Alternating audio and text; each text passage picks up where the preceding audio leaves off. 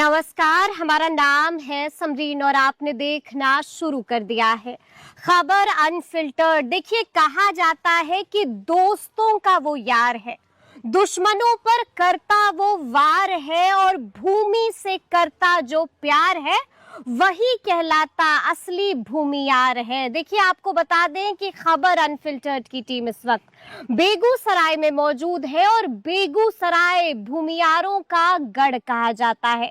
देखिए, राष्ट्र कवि रामधारी सिंह दिनकर की ये जन्मभूमि भी है, लेकिन यूं तो बेगूसराय कई वजहों से चर्चा में बना रहता है। लेकिन यहाँ पर इन दिनों एक शख्स की खूब चर्चा हो रही है।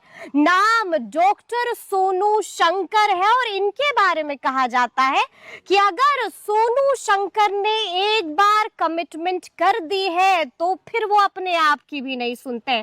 तो आइए फिर बिना देरी के सीधी बातचीत डॉक्टर सोनू शंकर जी से ही करते हैं। सबसे पहले बहुत शुक्रिया बातचीत के लिए। बहुत धन्यवाद मैम जी। सबसे पहले ये बताइए सोनू जी, कैसे हैं आप? बड़े दिन बाद मुलाकात हो रही है। मैं बहुत अच्छा हूँ, ठीक हूँ और अपने लाइफ को एंजॉय कर रहा हूँ। एंजॉय कर रहे हैं? एकदम।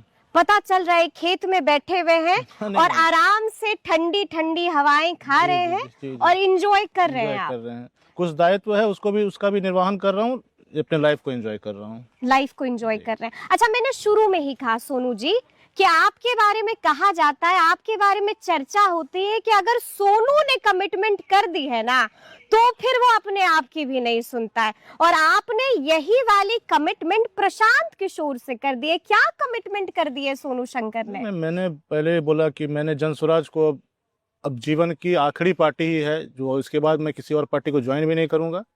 और मुझे उनके जितना भी प्रशांत जी बोलते हैं तो उनसे एक लगाव सा हो गया कि ये बिहारियों के बारे में सोच रहे हैं, चाहे वो बिहारी अस्मिता की हो, बिहारियों का कैसा अपमान हो रहा है बाहर में।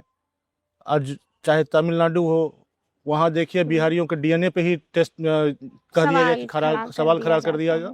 तो ये सब तमाम बातें हैं और बिहारी के बारे में असल में कोई नहीं सोच रहा है। सब तमाम पॉलिटिकल पार्टियां सिर्फ सत्ता माने की सोच रही हैं, बिहारियों के बारे में कोई नहीं सोच रहा कि बिहार की अस्मिता, बिहार का जो पुरातन पूरा पीछे जो उसका इतिहास था उसको कोई देख ही नहीं रहा है।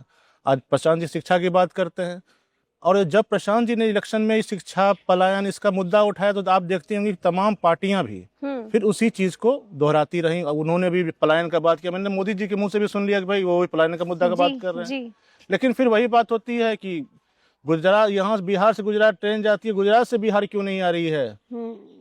तो प्रशांत जी मैम जो जमीन का सच है, जो बिहार का सच है, उसको बता रहे हैं कि बिहार अगर शिक्षित हो गया तो बिहार आगे बढ़ेगा।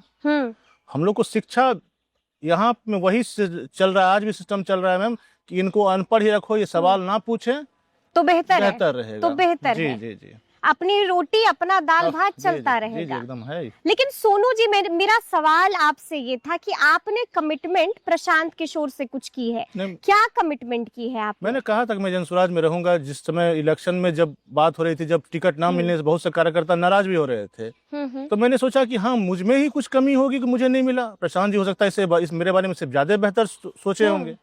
तो मैं तब भी इस पार्टी में रहा और आज भी इसी पार्टी में, आगे भी इसी पार्टी में रहूंगा। कमिटमेंट मैंने यही किया है उनसे, जिंदगी भर का कमिटमेंट कर दिया है। कुछ सोचना ही नहीं है आगे, अपने आप को निछावर कर दिया है सोनू शंकर जी। हमने जन स्वराज के लिए अपना जीवन निछावर किया है, निछावर कर दिया है।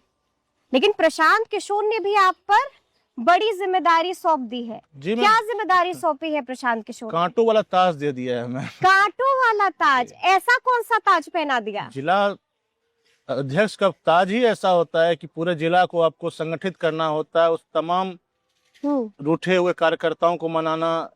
और जिस फेज से अभी जनसुराज गुजर रहा है, जनसुराज 2.0, तो हमको तो उस हिसाब से ही काम करना है, फिर से जमीन पे वैसे ही मेहनत करना है। तो वो कांटों वाला ही ताज होगा।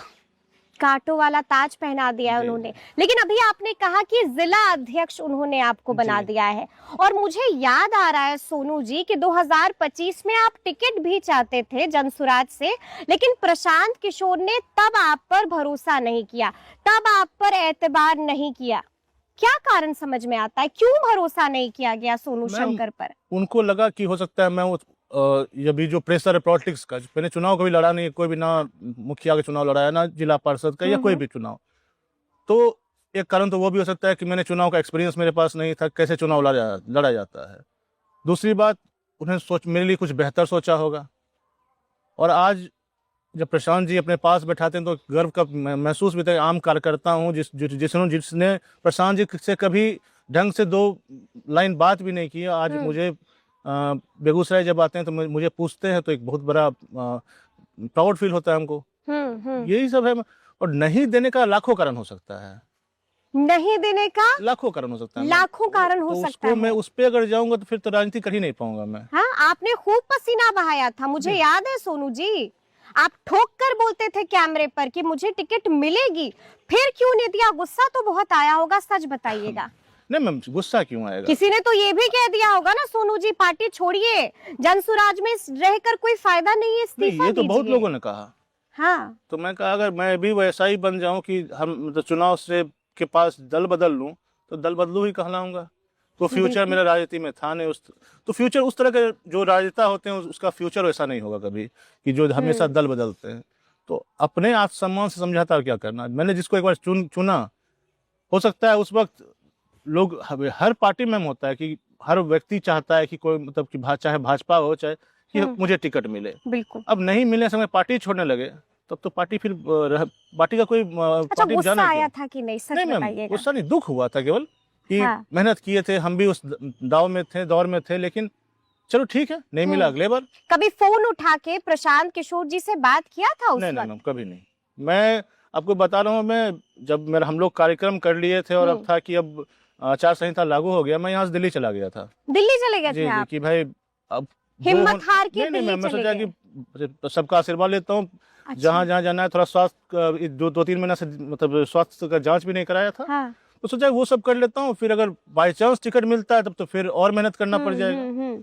तो मैं इस उम्मीद में नहीं था। बहुत लोग हो सकता है पटना जाते होंगे, बोलते होंगे, लेकिन मैं बहुत रिलैक्स हो गया था। ठीक है, जो होगा परिणाम। एग्जाम तो दे ही दिया था मैम। अब नंबर का कौन सोचता है कि क्या है, 100 में 100 आएगा कि 100 में 0 आएगा। अपना काम किए थे, उनको लगा नहीं मिलना चाहिए या नहीं। हमसे सीनियर भी थे, जो यहाँ चुनाव लड़े मैम, हमसे सीनियर थे। और पहले दिन से उनके साथ जब जनस्वराज की यात्रा चल रही थी उस समय थे, तो हमको लगा वो भी तो एक मतलब वो क्राइटेरिया भी तो होगा कि भाई शुरू से मेरे साथ है। मैं तो लगता है चुनाव से 1 साल पहले आया हूँ यहाँ उस पार्टी में, तो वो भी कारण हो सकता है। तो बड़ी चीज नहीं है, कोई बड़ी चीज नहीं है। अच्छा, कुछ लोग हमें ये भी बताते हैं कि चुनाव के दरमियान ऐसा हो गया था कि प्रशांत किशोर जी से आप लोग डायरेक्ट बात नहीं कर पाते थे। आपके पास सोनू शंकर के पास प्रशांत किशोर का पर्सनल नंबर है ना, बातचीत होती है ना डायरेक्ट? नहीं मैम, अब है, या फिर किसी के थ्रू बात करना पड़ता है? उस समय सिस्टम थोड़ा, हम भी पार्टी को तभी समझ नहीं पाए थे। मतलब तभी एक JSPT भी था, बहुत सा ऐसा था जो जिसका आंकलन बहुत दिन के बाद हम लोग कर पाए कि भाई वो पैरेलल नहीं चल सकता है। कि अगर हम राजनेता हैं तो हमको कोई नहीं सिखाएगा कि करना क्या है। तो वो सिस्टम कुछ हमको समझ में नहीं आया, लेकिन चलो अब जो भी है। और प्रशांत जी भी मूल्यांकन किए होंगे कि क्या आगे होना चाहिए। और वो जब बिहार नहीं छोड़ रहे हैं तो हम पार्टी क्यों छोड़ दें? जब प्रशांत किशोर बिहार नहीं छोड़ रहे, यानी कि प्रशांत किशोर ने भी कमिटमेंट कर रखी है कि जब तक बिहार को बदलूंगा नहीं, बिहार को तब तक छोड़ूंगा नहीं। इस परिणाम के बाद तो बहुत लोग ये बोले, हम लोग के सामने बोले कि अब प्रशांत रहेंगे नहीं यहाँ, चले जाएंगे यहाँ से। लेकिन हमने बोले, तब भी बोला था कि प्रशांत जी ने खुद कहा है कि जब तक बिहार को बदलेंगे नहीं तब तक बिहार को छोड़ेंगे नहीं। तो जब तक बिहार को बदलूंगा नहीं तब तक बिहार को छोड़ूंगा नहीं।